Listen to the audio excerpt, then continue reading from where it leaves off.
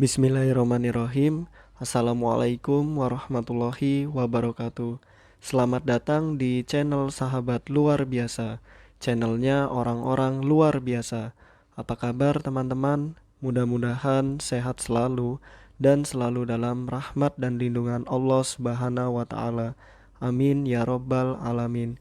Bagi teman-teman yang baru menemukan channel ini, agar tidak ketinggalan informasi yang insya Allah menarik dan bermanfaat, jika berkenan silahkan like, komen, dan bagikan video ini, serta subscribe dan nyalakan tombol notifikasinya.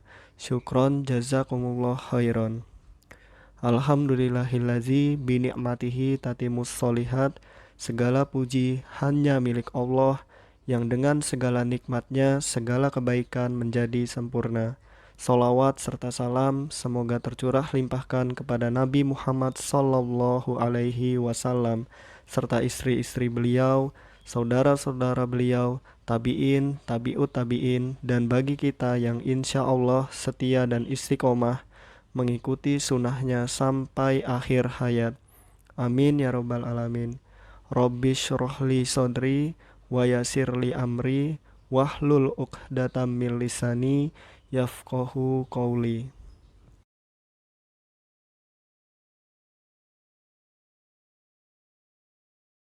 Baik, kita latihan soal lagi. Nomor 1, langkah awal yang harus dilakukan guru dalam memberikan layanan pada anak berkebutuhan khusus adalah A. Melakukan bimbingan, B. Memberikan perlakuan khusus, C. Melakukan identifikasi, atau D. Melakukan tes kecerdasan. Tentu teman-teman sudah pada paham ya, yang pertama kali dilakukan adalah melakukan identifikasi. Jawaban yang tepat adalah C.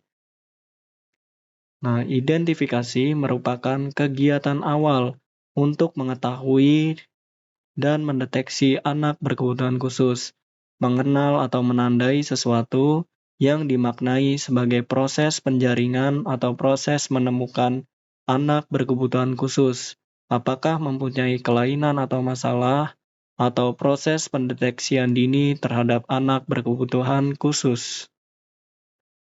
Nomor 2, istilah identifikasi secara umum mengacu pada pengertian A. Memberikan perhatian khusus, B. Menemukanali anak berkebutuhan khusus, C. Mendaftar anak berkebutuhan khusus, D. Menyeleksi anak berkebutuhan khusus. Tentu identifikasi itu menemukanali. Jadi jawaban yang tepat adalah B. Menemukanali anak berkebutuhan khusus. Adapun penjelasannya, istilah identifikasi erat hubungannya dengan kata mengenali, menandai, dan menemukan. Kegiatan mengidentifikasi adalah kegiatan untuk mengenal dan menandai sesuatu. Nomor 3.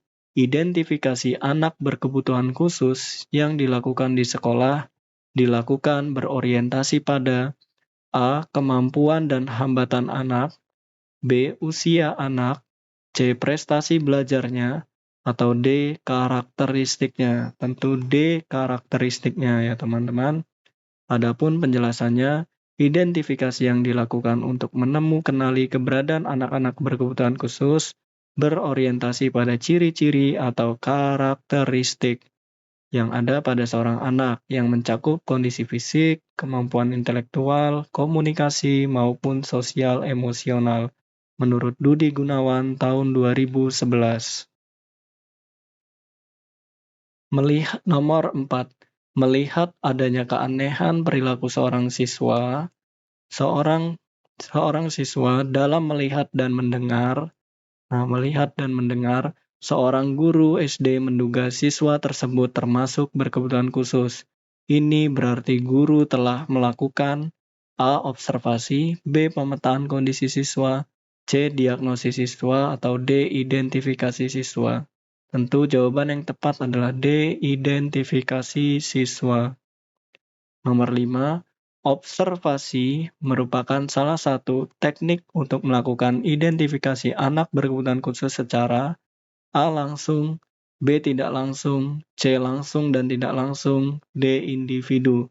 Jawaban yang tepat adalah C, langsung dan tidak langsung ya teman-teman. Adapun penjelasannya, observasi dapat dilakukan secara langsung ataupun tidak langsung. Secara langsung dalam arti melakukan observasi secara langsung terhadap objek atau siswa dalam lingkungan yang wajar, apa adanya dalam aktivitas kesehariannya. Jadi ORI ya teman-teman kalau yang langsung tidak dibuat-buat, sedangkan observasi tidak langsung dilakukan dengan menciptakan kondisi yang diinginkan untuk diobservasi. Misalnya, anak diminta untuk melakukan sesuatu, misalnya berbicara, menulis, membaca, atau yang lainnya. Untuk selanjutnya diamati dan dicatat hasilnya. Intinya, jika langsung itu dalam kondisi wajar, tidak dibuat-buat. Apabila tidak langsung, anak diminta melakukan sesuatu. Nomor 6. Setelah kegiatan identifikasi selesai, maka kegiatan selanjutnya yang harus dilakukan adalah A. Observasi, B. Asesmen, C. Penyusunan program pembelajaran, atau D. Evaluasi. Jawaban yang tepat adalah B. Asesmen. Nah, apabila seorang akan melaksanakan asesmen, maka terlebih dahulu ia harus melaksanakan identifikasi. Hal ini merujuk pada pendapat Lewis dan Dorlac tahun 1989 dalam Yosfa Naswandi tahun 2005 yang menyatakan bahwa identifikasi merupakan kegiatan awal yang mendahului asesmen. Jadi setelah identifikasi baru kita laksanakan asesmen. Nomor 7, kegiatan asesmen dalam konteks pendidikan bagi anak berkebutuhan khusus pada dasarnya bertujuan untuk A. Mempermudah proses evaluasi, B. Melihat jenis kelainan anak, C. Mendiagnosa penyebab kelainan pada anak, D. Mengetahui kemampuan dan kesulitan yang dialami anak dalam belajar. Jawaban yang tepat adalah D ya teman-teman, mengetahui kemampuan dan kesulitan. Nomor 8, salah satu perbedaan antara evaluasi dan asesmen adalah kecuali A. Evaluasi dilakukan di akhir proses pembelajaran. Evaluasi di akhir proses pembelajaran, sedangkan asesmen dilakukan di awal sampai akhir. B. Evaluasi diambil dari materi yang diberikan, sementara asesmen didasarkan kepada masalah dan kemampuan yang dimiliki anak. C. Evaluasi dilakukan oleh guru, sedangkan asesmen dilakukan oleh guru pembimbing khusus. D. Evaluasi hanya untuk mengukur seberapa materi itu dapat diserap atau dikuasai, sementara asesmen untuk melihat kondisi anak saat itu dalam rangka menyusun suatu program pembelajaran. Yang mana teman-teman jawabannya? Silakan yang bukan atau kecuali. Ya, kecuali adalah C, evaluasi dilakukan oleh guru, sedangkan asesmen dilakukan oleh guru pembimbing khusus.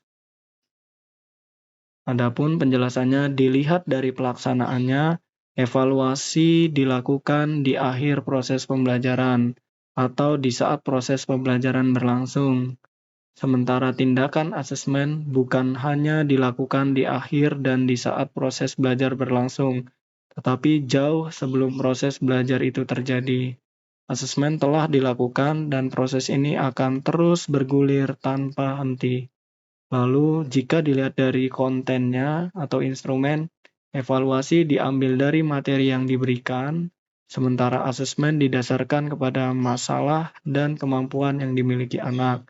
Jika dilihat dari tujuan, evaluasi semata-mata hanya untuk mengukur seberapa jauh materi itu dapat diserap atau dikuasai, sementara asesmen untuk melihat kondisi anak saat itu dalam rangka menyusun suatu program pembelajaran, sehingga dapat melakukan intervensi secara tepat. Nomor 9. Seorang guru dalam melakukan asesmen harus dapat mengungkap A. Kondisi siswa, B. Identitas siswa, C. Kebutuhan belajar siswa, atau D. Karakteristik siswa.